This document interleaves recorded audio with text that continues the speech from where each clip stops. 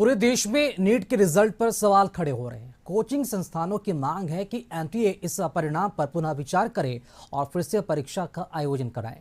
रांची स्थित biome institute के साथ कई कोचिंग संस्थानों ने रांची में संयुक्त प्रेस कॉन्फ्रेंस की। एनटीए पर कई सवाल भी खड़े किए गए। बायोम से जुड़े राजेश ने कहा कि नीट के रिजल्ट में गड़बड़ी हुई है। रिजल्ट उस दिन जारी किया गया जिस दिन देश में लोकसभा चुनाव का परिणाम आ रहा था। एनटीए ने रिजल्ट में हुई खामियों को लेकर सफाई दी है कि कुछ बच्चों को ग्रेस मार्क दिया गया है।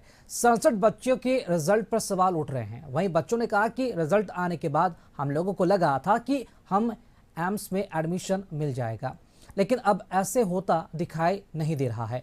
हमारी सरकार से ये मांग है कि परीक्षा परिणाम पर पुनः विचार किया जाए और संभव हो सके तो दोबारा परीक्षा कराई जाए। नीट का रिजल्ट आ जाता है, सभी परेशान। शुरुआत कहां से होती है कि अचानक किसी का मार्क्स देखा जाता है 718, 719। बहस इस पे होती है कि भाई ये नंबर आए कैसे। रात में 11 के बाद एनटीए क्लैरिफिकेशन देता है कि भाई इस बार बच्चों को हमने ग्रेस मार्क्स दिए।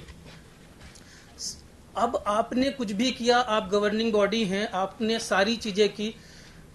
जिन बच्चों को ग्रेस मार्क्स मिला हम उनके खिलाफ हैं नहीं है, वो बात नहीं है। बात यह है जो इतने सालों से मेहनत कर रहा है उसकी अपनी मेहनत से अगर 630 नंबर पार हो रहे हैं उसको कॉलेज नहीं मिल रहा है। नीट हो गया है।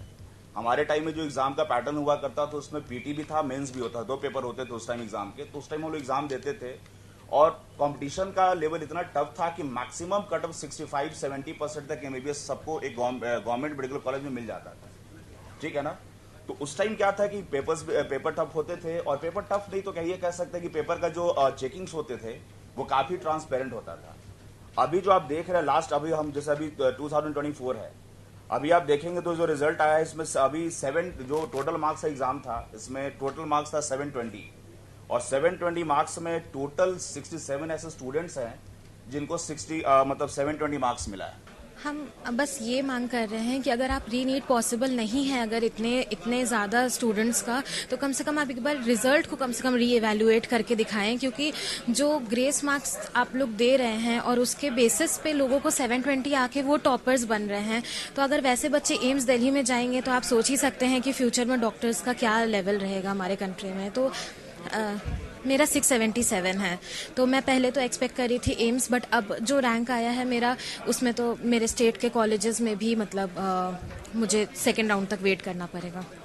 मेरे हिसाब से तो वापस रिजल्ट को रिपब्लिश करना चाहिए। बहुत सारे प्रोटेस्ट्स हो रहे हैं और कल इंडियन मेडिकल एसोसिएशन ने भी एक नोटिस जारी किया है।